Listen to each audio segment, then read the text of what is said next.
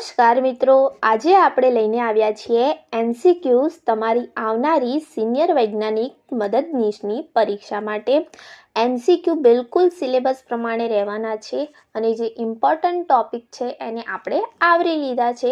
તો આવા કેટલાક બીજા એમસીક્યુ લઈને પણ આપણે આવતા રહીશું. તો આજના આ વિડીયોમાં આપણે ટોટલ 50 જેટલા એમસીક્યુ જોઈશું. તો ચાલો ફટાફટથી વિડીયો શરૂ કરીએ. Which organization governs both NABET and NABL in India?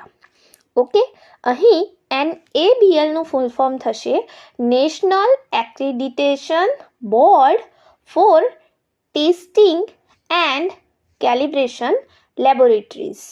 Okay, NABL નું ફૂલ ફોર્મ એ પ્રમાણે થાય છે અને NABET નું ફૂલ ફોર્મ થાય છે national accreditation board for education and training.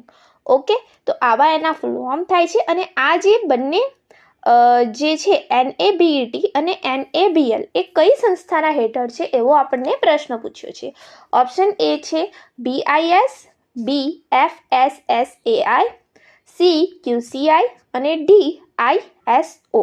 તો મિત્રો આ જે બંને છે એ છે QCIના અંડરમાં, QCI સંસ્થાના હેઠળ કાર્યરત છે. એટલે ઓપ્શન સી આપણો જવાબ આવશે. QCIનું આખું નામ થાય છે quality council of India. Okay, both NABET and NABL function under the quality council of India. બીજો પ્રશ્ન જોઈએ.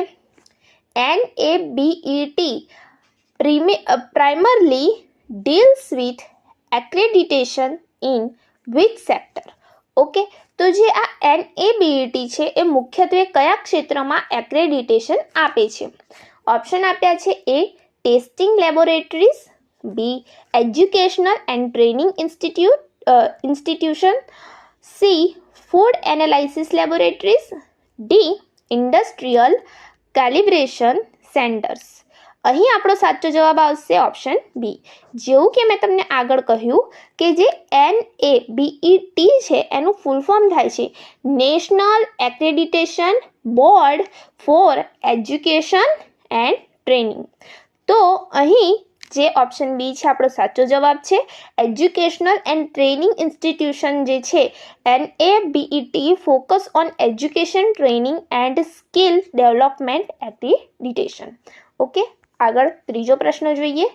In which year was NABL established? NABLની સ્થાપના કયા વર્ષમાં થઈ હતી?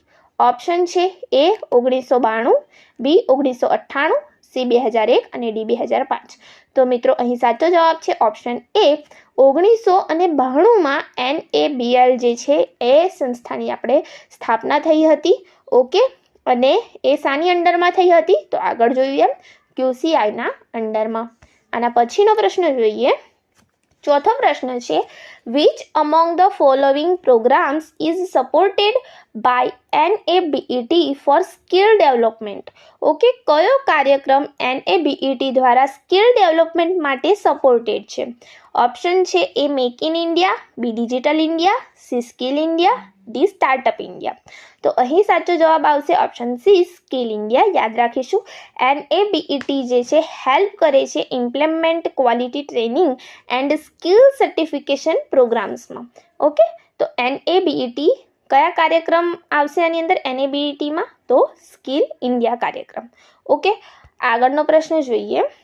Which standard replaced OHSAS 18001 2007? Okay, જે આ કાર્યક્રમ છે OHSAS, ઓકે એવું આપણે એને કહી શકીએ. જે 18001 છે જે 2007માં આવ્યો હતો એને કયા ધોરણે બદલી દીધું? કોણે રિપ્લેસ કર્યું? તો આના ઓપ્શન છે A ISO 14001, B ISO 45001, C ISO 9001 અને D ISO 26000. ઓકે, તો મિત્રો અહીં જવાબ આવશે ઓપ્શન B ISO 45001 આ આપણા સિલેબસમાં પણ છે, બંને છે. અને ISO 45001 એ જે છે રિપ્લેસ કર્યું કોને? તો OHSAS 18001 2007 ને રિપ્લેસ કર્યું 2018ની અંદર કોણે? ISO 45001 તો જે આ આપણે ખાસ યાદ રાખીશું, ISO 45001 2018 replaced OHSAS 18001 as the new international safety standards માટે. ઓકે, અને બીજો એક પ્રશ્ન આમાંથી બની શકે એમ છે, એ પણ આપણે લઈ લીધો છે. ચાલો જોઈએ. આના પછીનો પ્રશ્ન છે, In which year was ISO 45001 officially published? ISO 45001 કયા વર્ષમાં સત્તાવાર રીતે પ્રકાશિત થયું હતું? તો એ આપણે જોઈ લીધું 2018માં. 2018માં એક્ઝેક્ટ ડેટ હતી 12 માર્ચ 2018. ઓકે, કઈ હતી? 12 માર્ચ 2018માં ISO 45001 એ ઓફિશિયલી પબ્લિશ થયું. ઓકે, એને રિપ્લેસ કોને કર્યું? કોની જગ્યાએ આ લેવામાં આવ્યું હતું? તો OHSAS 18001 2007ની જગ્યાએ. ઓકે, હવે આગળ જોઈએ. આ સ્ટાન્ડર્ડ્સ છે. Okay, safety standards. 7મો પ્રશ્ન છે, vote is the main benefit of એડોપ્ટિંગ ISO 45001? ISO 45001 ને અપનાવવાનો મુખ્ય લાભ કયો છે? તો એ lower production cost, B reduced workplace accidents and better safety culture, C faster auditing process, D increased sales revenue. Okay, તો અહીં જવાબ આવશે ઓપ્શન બી, જે છે રિડ્યુસ્ડ કરે છે વર્ક પ્લેસ એક્સિડન્ટ્સને અને જે છે બેટર સેફટી કલ્ચર આપણને આપે છે. ISO 45001 છે હેલ્પ કરે છે ઓર્ગેનાઇઝેશન્સને reduce incidents and improve safety awareness. Okay, એટલે આપણે ISO 45001 ને અપનાવ્યું. Okay, done. After March 2021. Okay, આ જે છે બહુ ઇમ્પોર્ટન્ટ છે આપણા પરીક્ષા માટે. આપણે વાત કરીએ આગળ કે જે OHSAS 18001 છે એને રિપ્લેસ કર્યું. કોણે રિપ્લેસ કર્યું? ISO 45001. ઓકે, તો OHSAS હવે કમ્પ્લીટલી જે છે બંધ થઈ ગયા છે. એ જે સ્ટાન્ડર્ડ પહેલાં હતા એ કમ્પ્લીટલી બંધ થઈ ગયા છે. તો એ કઈ ડેટથી કમ્પ્લીટલી બંધ થઈ ગયા એની વાત છે. After March 2021 vote is the status of OHSAS 18001 certification? March 2021 પછી OHSAS 18001ના સર્ટિફિકેશનની સ્થિતિ શું છે? હવે શું એને માન્ય રાખવામાં આવે છે OHSASને? તો ઓપ્શન એ છે still valid, B renewed every year, C no longer valid અને D valid only in UK. તો અહીં જે છે હવે એને માન્ય રાખવામાં નથી આવતું, તો સી આવશે જવાબ આપણો, નો લોંગર વેલિડ, ઓબ્સોલેટ. ઓકે, યાદ રાખજો આ વસ્તુ, પરીક્ષા માટે ખાસ યાદ રાખજો. 2021 માર્ચ 2021થી જે OHSAS 18001 છે એ નો લોંગર વેલિડ છે, ઓબ્સોલેટ છે. Okay, no longer valid. All certification had to be migrated to ISO 45001. હવે કયું સર્ટિફિકેટ લેવું પડશે એમને? ISO 45001 બાય માર્ચ 2021થી. ડન. આગળ જોઈએ. 9મો પ્રશ્ન છે, which ISO standard is related to the environmental management system? EMS સાથે કયા ISOનો સંબંધ છે?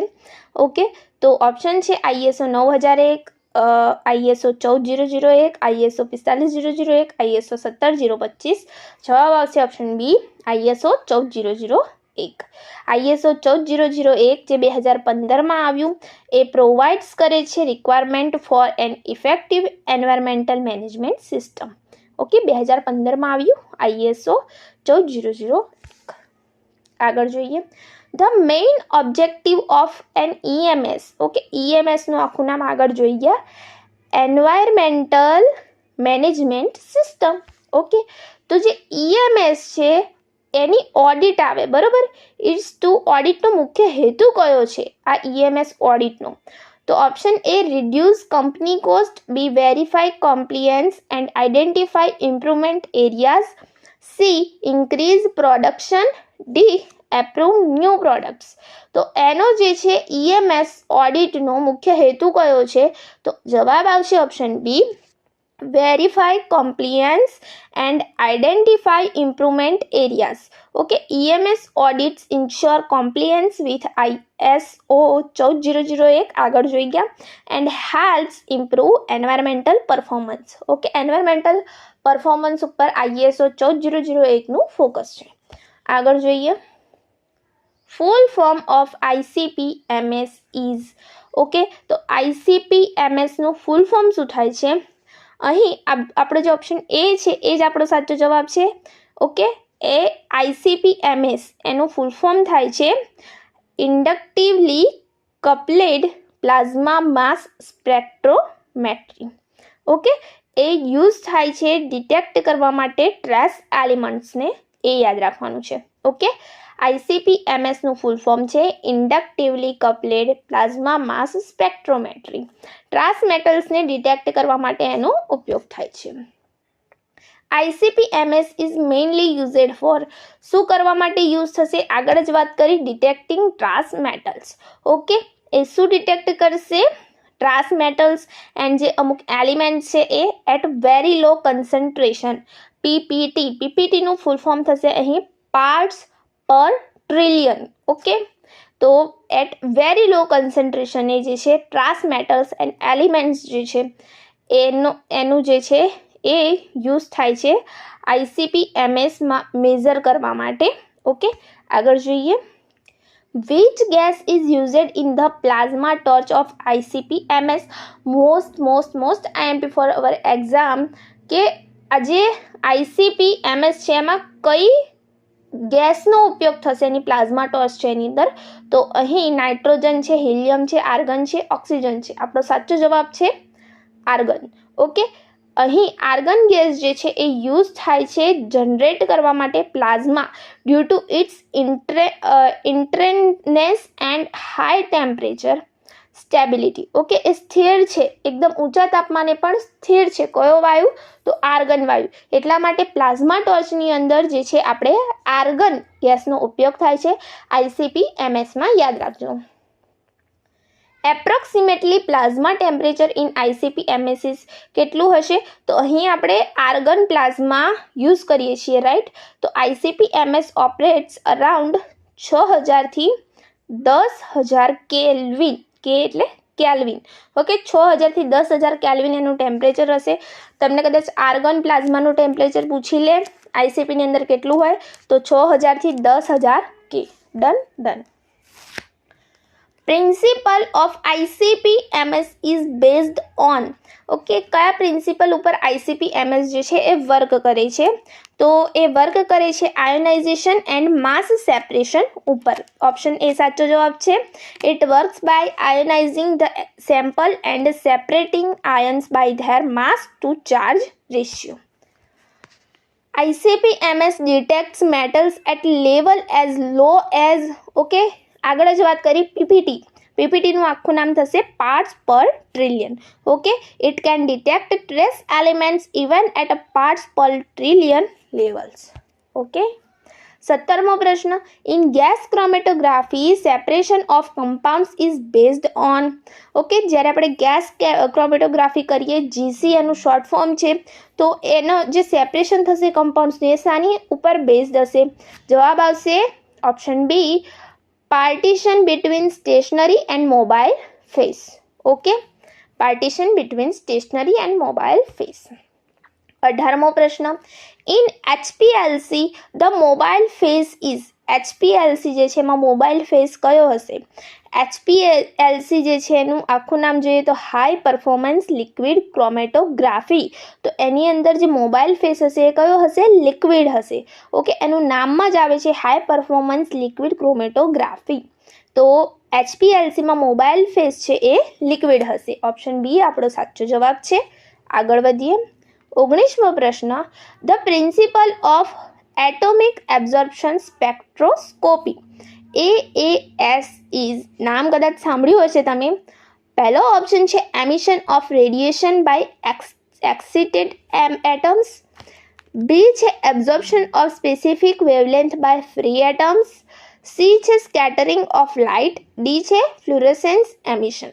અહીં સાચો જવાબ છે option B, absorption of specific wavelength by free atoms. Okay, AAS નું જે છે પ્રિન્સિપલ, એના પ્રિન્સિપલ ઉપર એ આખું વર્ક કરશે, એટોમિક એબ્ઝોર્પ્શન સ્પેક્ટ્રોસ્કોપી જે છે એ. ઓકે, તો AAS works on absorption of light by free metal atoms in a ground state. Okay, 20મો પ્રશ્ન જોઈએ. The working principle of UV visible spectrophotometer is. Okay, UV visible જે સ્પેક્ટ્રોફોટોમીટર છે એ કયા પ્રિન્સિપલ ઉપર વર્ક કરે છે?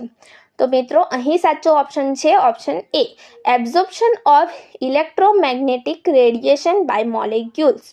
Okay, UV visible measures absorption of UV or visible light by molecules according to Beer Lambert law. Okay, તમને કદાચ એવું પણ પૂછે કે જે યુવી વિઝિબલ સ્પેક્ટ્રોફોટોમીટર છે એ કયા લો મુજબ કાર્ય કરે છે? તો બીયર-લેમ્બર્ટ લો. ઓકે, હવે જોઈએ 21મો પ્રશ્ન. In chromatography stationary phase means. Stationary ફેઝનો મતલબ શું થશે? બે ફેઝ જોઈએ આપણે, સ્ટેશનરી અને મોબાઈલ ફેઝ. એની સ્ટેશનરી ફેઝ છે એનો મતલબ શું થશે? તો the phase that moves through the system, B છે the phase that remains fixed in the column, C છે ધ કેરીઝ ગેસ અને ડી છે ધ ડિટેક્ટર કમ્પોનેન્ટ્સ. ઓકે, તો અહીં જે છે મિત્રો સ્ટેશનરી ફેઝ છે એનો અર્થ થાય છે એવો ફેઝ કે જે ફિક્સ છે એની જગ્યાએ. ઓકે, તો અહીં ઓપ્શન બી આપણો સાચો જવાબ છે, the phase that remains fixed in the column. Option B આપણો સાચો જવાબ છે. Stationary phase is the immobile phase on which separation of components occurs. Okay, જ્યારે મોબાઈલનો અર્થ જ થાય છે જે હલતું ચાલતું રહે, ફરતું રહે. ઓકે, તો અહીં જે મોબાઈલ ફેઝ છે એની અંદર શું આવશે? તો જે મોબાઈલ ફેઝ જો તમને પૂછ્યું હોય તો ઓપ્શન એ આપણો સાચો જવાબ હોત, the phase that moves through the system. Okay, આગળ વધીએ. 22મો પ્રશ્ન. In a UV visible spectrophotometer which light sources are commonly used? Okay, option છે A tungsten and deuterium lamps, B છે sodium and mercury lamps, C છે xenon and neon lamps, D છે LED and laser lamps. અહીં સાચો answer છે option એ, જે deuterium lamps છે એ UV region જે છે એનું હોય છે 190 થી 380 નેનોમીટર. આ પણ તમારે યાદ રાખવાનું છે, deuterium lamp for UV region 190 થી 380 નેનોમીટર, અને જે ટંગસ્ટન લેમ્પ છે એના ફોર વિઝિબલ રીજન એનું છે 380 થી 800 નેનોમીટર. તો આ બંને જે લેમ્પ છે એ આપણે યુવી વિઝિબલ સ્પેક્ટ્રોફોટોમીટરમાં વાપરીએ છીએ. આગળ વધીએ. 23મો પ્રશ્ન. Which principle does UV visible spectrophotometer work on? Okay, UV visible spectrophotometer કયા પ્રિન્સિપલ ઉપર વર્ક કરે છે? આગળ જ વાત કરી, બીયર-લેમ્બર્ટ લો. ઓકે, બીયર-લેમ્બર્ટ લો એબ્ઝોર્બન્સ એ સમપ્રમાણમાં છે કન્સન્ટ્રેશનના, એન્ડ પાથ લેન્થ એ એનો લો છે. ઓકે, એબ્ઝોર્બન્સ એ સમપ્રમાણમાં છે કોના? કન્સન્ટ્રેશનના અને પાથ લેન્થ. ઓકે, આગળ વધીએ. 24મો પ્રશ્ન જોઈએ. Which computer system is used four laboratory data management? તો જે લેબોરેટરી ડેટા મેનેજમેન્ટ છે એના માટે આપણે કઈ કોમ્પ્યુટર સિસ્ટમ વાપરીએ છીએ? ઓપ્શન એ છે ERP, બી LIMS, સી CAD અને ડી CRM. સાચો જવાબ છે ઓપ્શન બી, LIMS, જેનું આખું નામ છે laboratory information management system. Okay, A stores and tracks lab data. Okay, શું કરે છે? સ્ટોર કરે છે લેબ ડેટાને અને ટ્રેક કરે છે. 25મો પ્રશ્ન જોઈએ. Which software helps in a statistical lab data analysis? કયું સોફ્ટવેર તમને હેલ્પ કરશે સ્ટેટિસ્ટિકલ લેબ ડેટા એનાલિસિસમાં? તો એ કરશે આપણને ઓપ્શન બી જવાબ આવશે SPSS. ઓકે, SPSS જે છે એ આપણને હેલ્પ કરશે સોફ્ટવેર જે છે SPSS એ હેલ્પ કરશે શાની અંદર સ્ટેટિસ્ટિકલ લેબ ડેટા એનાલિસિસ કરવા માટે. SPSS is used for statistical computation and interpretation of lab results. Okay. 26મો પ્રશ્ન જોઈએ. The main objective of the Water Act 1974 is 1974ના water એક્ટનો મુખ્ય હેતુ શું છે? તો એનો મુખ્ય હેતુ છે ઓપ્શન બી આવશે prevention and control of water pollution. યાદ રાખીશું. Okay, the act aims to prevent and control water pollution and maintain water quality. 27મો પ્રશ્ન જોઈએ. The water act 1974 lead to the establishment of which body? Okay, water act 1974 જે છે એનાથી કઈ સંસ્થાની સ્થાપના થઈ? તો એનાથી થઈ પોલ્યુશન કંટ્રોલ બોર્ડની સ્થાપના. Okay, it established central and state pollution control board CPCB and SPCB to implement the act. Okay, CPCBનું આખું નામ થાય છે સેન્ટ્રલ પોલ્યુશન કંટ્રોલ બોર્ડ અને SPCBનું આખું નામ થાય છે સ્ટેટ પોલ્યુશન કંટ્રોલ બોર્ડ. તો આપણા ગુજરાતમાં આવેલું છે GPCB એટલે કે Gujarat pollution control board. Okay, તો એ જે છે આ બધા બોર્ડ જે છે એની સ્થાપના એ જે વોટર એક્ટ 1974 છે એના અંડરમાં થઈ છે. આગળ 28મો પ્રશ્ન જોઈએ. Which section of the Water Act 1974 empowers SPCB to take samples of effluents? Okay, water act 1974ની કઈ એવી કલમ છે જે SPCBને પ્રવાહી નમૂનાઓ લેવાની સત્તા આપે છે? તો અહીં જવાબ આવશે સેક્શન 21. ઓકે, સેક્શન 21 જે છે એ SPCBને પાવર આપે છે to collect and analyse sample for pollution assessment. આગળનો પ્રશ્ન જોઈએ.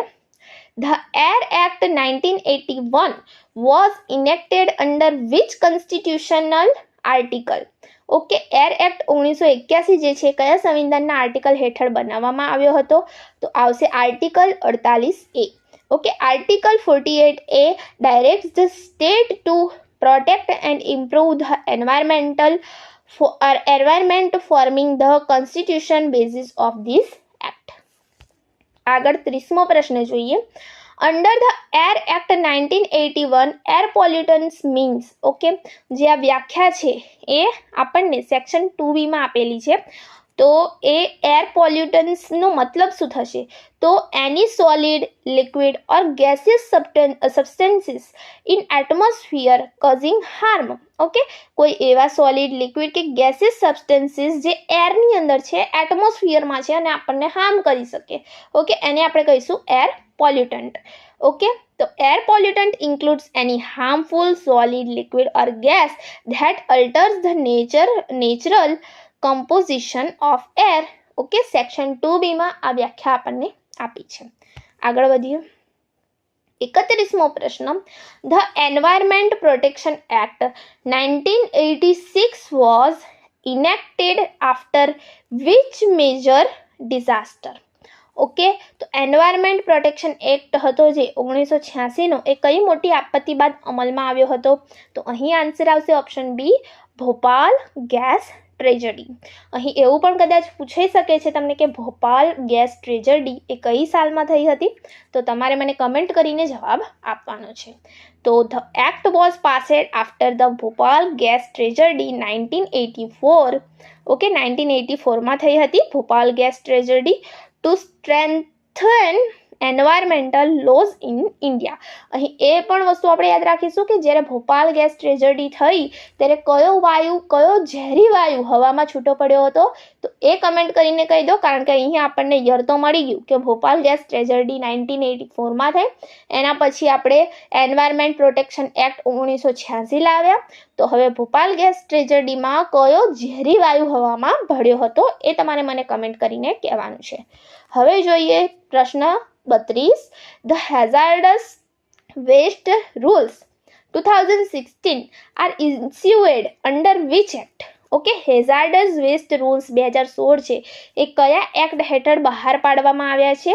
તો environmental protection act 1986 under. Okay, જે એન્વાયરમેન્ટ પ્રોટેક્શન એક્ટ હતો આપણો 1986 એના અંડર આપણે બહાર પાડ્યા છે. ઓકે, જે હેઝાર્ડસ વેસ્ટ રૂલ 2016 છે એ. ઓકે, શું કરવા? તો safe handling for hazardous waste. 33મો પ્રશ્ન જોઈએ. How many colour coded containers are prescribed in biomedical waste rules 2016? Okay, તો બાયોમેડિકલ વેસ્ટ રૂલ 2016 હેઠળ કેટલા કલર કોડેડ કન્ટેનર નક્કી કરાયા છે? તો 4. કયા કયા? Yellow, red, white and blue. Okay, white and blue અને બ્લેક. ઓકે, તો યલો જે છે આપણું કન્ટેનર એની અંદર આપણે શું નાખીશું? તો હ્યુમન એનાટોમિકલ વેસ્ટ હશે. ઓકે, માઇક્રો બાયોલોજીનો જે વેસ્ટ હશે, બાયોટેકનોલોજીનો જે વેસ્ટ હશે એ યલો જે કન્ટેનર છે એમાં નખાશે. રેડ કન્ટેનરમાં આપણે રિસાયકલેબલ જે વેસ્ટ હશે એ નાખીશું. વ્હાઇટ અથવા બ્લુ જે ડસ્ટબિન છે કન્ટેનર છે એની અંદર આપણે શાર્પ વેસ્ટ નાખીશું. યાદ રાખજો, જેવા કે નીડલ્સ છે. ઓકે, તો જે શાર્પ વેસ્ટ હશે આપણે વ્હાઇટ અથવા બ્લુમાં કન્ટેનરમાં નાખીશું. અને બ્લેક કન્ટેનરમાં આપણે નાખીશું જે ડિસ્કાર્ડેડ મેડિસિન છે, સાઇટોટોક્સિન ડ્રગ્સ છે એ આપણે બ્લેક કન્ટેનરમાં નાખીશું. ઓકે, તો રેડમાં રિસાયકલેબલ. ઓકે, રેડ યાદ રહેવું છે, રિસાયકલેબલ. વ્હાઇટ અને બ્લુમાં નીડલ છે એવા શાર્પ જે વેસ્ટ છે એ નાખીશું વ્હાઇટ એન્ડ બ્લુમાં. બ્લેકમાં ડિસ્કાર્ડેડ મેડિસિન, સાઇટોટોક્સિન ડ્રગ્સ નાખીશું. યલોમાં હ્યુમન એનાટોમિકલ વેસ્ટ જે છે, માઇક્રોબાયોલોજીનો જે વેસ્ટ છે, બાયોટેક વેસ્ટ છે એ બધો યલોમાં નાખીશું. ઓકે, તો 4 કલર કોડેડ છે ટોટલ. આગળ જોઈએ 34મો પ્રશ્ન. The CRZ are covers land between okay, CRZ જે વિસ્તાર કયા બે ક્ષેત્ર વચ્ચે આવરી લે છે? તો પહેલા CRZ નું આખું નામ શું થાય છે મિત્રો? એ થાય છે કોસ્ટલ રેગ્યુલેશન ઝોન. ઓકે, આપણા સિલેબસમાં છે કોસ્ટલ રેગ્યુલેશન ઝોન. CRZ નું આખું નામ થાય છે. 1991 ની અંદર એની સ્થાપના થઈ હતી. ઓકે, શાના અંડરમાં? તો EPA જે આપણું એન્વાયરમેન્ટલ પ્રોટેક્શન એક્ટ હતો 1986 એના અંડરમાં જ એની સ્થાપના થઈ હતી. ઓકે, તો CRZ જે છે એ કયા એરિયાને કવર કરે છે? તો જવાબ આવશે option B, high tide line જે છે એ અને 500 મીટર લેન્ડવોર્ડને એ કવર કરે છે. અને 100 મીટર જે છે ટીડલ વોટર બોડીઝ એને પણ એ કવર કરે છે. એ તમારે જોઈ લેવાનું છે. 35મો પ્રશ્ન જોઈએ. E-waste management rules 2016 are based on which concept? જે E-waste management rules છે 2016ના એ શાનામાં બેઝડ છે? કયા કન્સેપ્ટ ઉપર બેઝડ છે?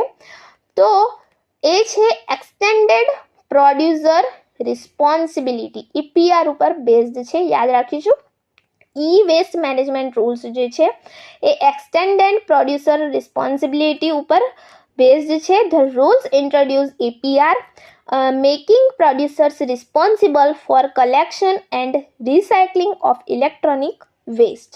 ઓકે, ડન છે. જેને પ્રોડ્યુસ કર્યું છે એ રિસ્પોન્સિબલ છે એને કલેક્ટ કરવાનું, એનું રિસાયકલ કરવાનું જે ઇલેક્ટ્રિક વેસ્ટ છે એનું. ઓકે, તો E-waste મેનેજમેન્ટ રૂલ 2016 એની ઉપર બેસ્ડ છે. યાદ રહે એવું જ છે. 36મો જોઈએ. અકોર્ડિંગ ટુ SWM એનું ફૂલ ફોર્મ થાય છે સોલિડ વેસ્ટ મેનેજમેન્ટ રૂલ્સ 2016 જે છે એ waste should be segregated into how many categories at a source? Okay, SWM solid waste મેનેજમેન્ટમાં રૂલ્સ મુજબ 2016 મુજબ કચરાના સ્ત્રોતોને કેટલા ભાગોમાં વિભાજન થવું જોઈએ?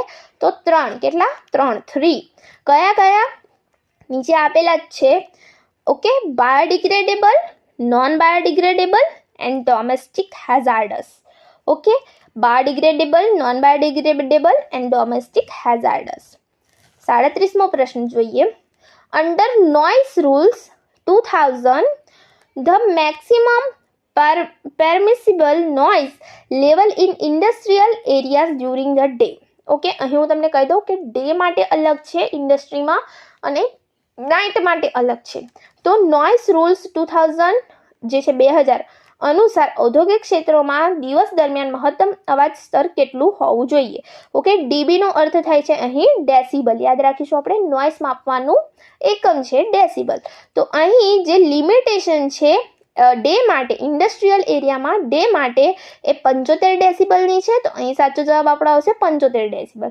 ઓકે, તો ઇન્ડસ્ટ્રીયલ એરિયાઝ માટે ડે માટે લિમિટ છે 75 ડેસિબલ, નાઇટ માટે છે 70 ડેસિબલ, અને જે કોમર્શિયલ ઝોન છે એના માટે છે 65 ડેસિબલ.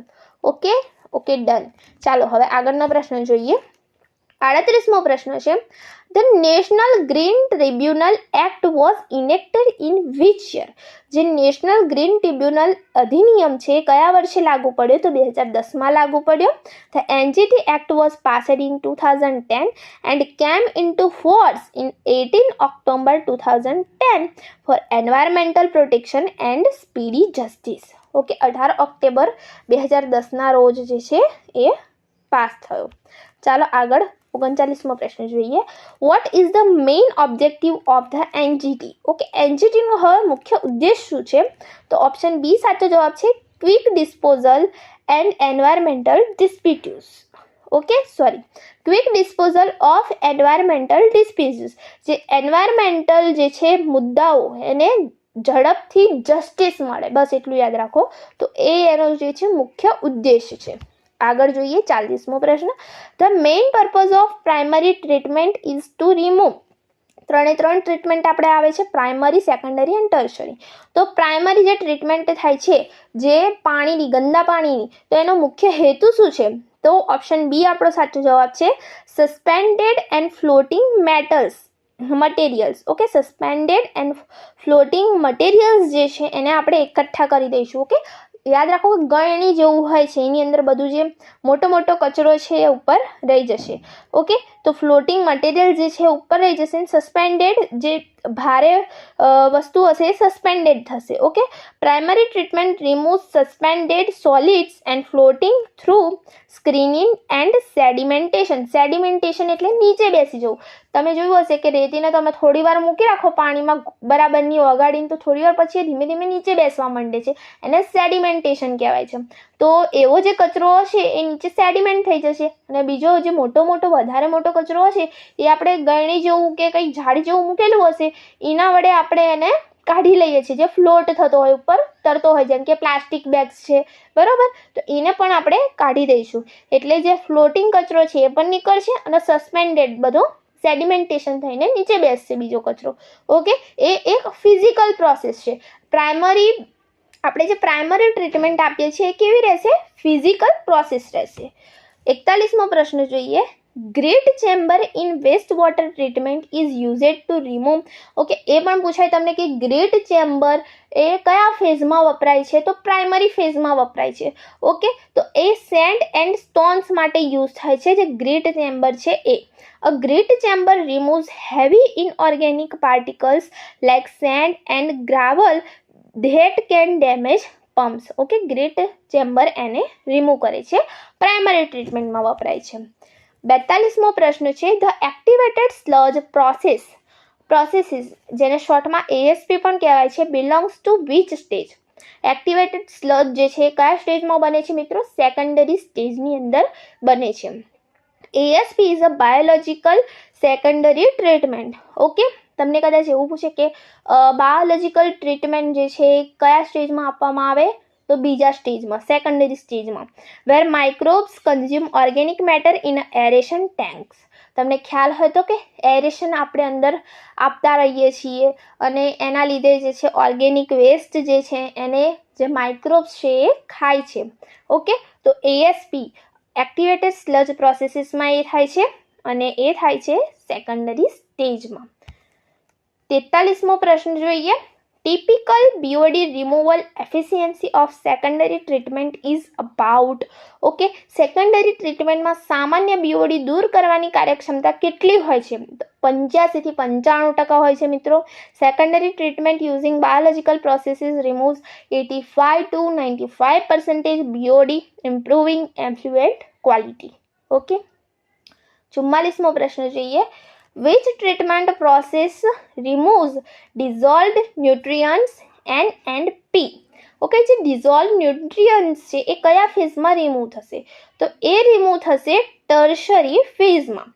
ઓકે, ટર્શરી જે ત્રીજો તબક્કો છે એની અંદર જે વિઘટિત પોષક તત્વો જેવા કે નાઇટ્રોજન છે, ફોસ્ફરસ છે, એ દૂર થાય છે.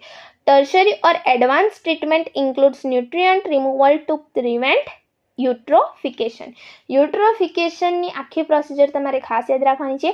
તળાવની ઉપર લીલની જે છે ચાદર વળી જાય છે અને યુટ્રોફિકેશન કહેવાય છે, જેના લીધે પાણી જે છે ધીમે ધીમે ઝેરી બની જાય છે. તો 45મો પ્રશ્ન જોઈએ. Disinfection of treated waste water is done during. જે ડિસઇન્ફેક્શન કરવામાં આવે છે ટ્રીટેડ વેસ્ટ વોટરનું એ ત્રીજા ફેઝમાં થશે. ઓકે, ત્રીજા ફેઝની અંદર જ આપણે જોયું કે નાઇટ્રોજન અને ફોસ્ફરસ જેવા જે પોષક તત્વો છે એ પણ દૂર થાય છે અને ત્રીજા ફેઝની અંદર જ જે છે ડિસઇન્ફેક્શન થાય છે. ટર્શરી ફેઝમાં શાના વડે કરવામાં આવે છે ડિસઇન્ફેક્શન? તો ક્લોરિનેશન કરવામાં આવે છે, એટલે ક્લોરિન નાખીશું, એ પ્રક્રિયાને આપણે ક્લોરિનેશન કહીશું. ઓઝોનેશન કરવામાં આવે છે ઓર યુવી ડિસઇન્ફેક્શન કરવામાં આવે છે, એટલે એના જે હાનિકારક જર્મ્સ છે બધા એની અંદર બેક્ટેરિયા છે અથવા કોઈ એવા જીવો છે સૂક્ષ્મ જીવો તો એ મરી જાય. તો ટર્શરી સ્ટેપ્સ ટુ કિલ પેથોજન્સ. પેથોજન્સ એટલે રોગકારક સજીવો, એને આપણે પેથોજન્સ કહીએ. તો બિફોર ડિસ્ચાર્જ. ઓકે, 46મો પ્રશ્ન જોઈએ. In the trickling filter process micro organisms are attached to. Trickling filter જે પ્રક્રિયા છે એમાં સૂક્ષ્મજીવો ક્યાં જોડાયેલા હોય છે? તો જે ફિલ્ટર મીડિયા સ્ટોન્સ હોય છે એની અંદર એ જે છે સૂક્ષ્મજીવો છે જે ટ્રિકલિંગ ફિલ્ટરની અંદર જોડાયેલા હોય છે. Bacteria from biofilm. Okay, biofilm on stones or plastic media. Biofilm એટલે બેક્ટેરિયાની આખી કોલોની હશે, જે તે પથ્થર જે છે પ્લાસ્ટિક જે છે એની ઉપર એની આખી કોલોની હોય એને આપણે બાયોફિલ્મ કહીએ. Okay, which degrades organic matter. Okay, matters as a water trickles down. Okay, એમાં બાયોફિલ્મમાં એ લોકો એક સ્લાઇમ જેવા દ્રવ્ય વડે એકબીજા સાથે જોડાયેલા હોય, બેક્ટેરિયા જે હોય ને, તો એવી આખી કોલોની સ્ટોન ઉપર વળેલી હોય. તો એ ટ્રિકલિંગ ફિલ્ટરની પ્રોસિજર જે હોય એની અંદર ફિલ્ટર મીડિયા સ્ટોન્સ ઉપર એ જે છે માઇક્રો ઓર્ગેનિઝમ અટેચ થયેલા હોય છે, સ્લાઇમ જેવું દ્રવ્ય હોય એના વડે. 47મો પ્રશ્ન જોઈએ. The main goal of tertiary treatment is. એનો મેઇન ગોલ શું છે? તો એને ફાઇનલ પોલિશિંગ કરવાનું આપણા વોટરને and reuse of water. Tertiary treatment gives final purification removing nutrients. Okay, જોયું આપણે આગળ નાઇટ્રોજન ફોસ્ફરસ જેવા ન્યુટ્રિયન્ટ્સ જે છે એમાંથી નીકળી જશે, કલર જે હશે એ નીકળી જશે અને પેથોજન્સ જો કોઈ હશે તો એ મરી જશે.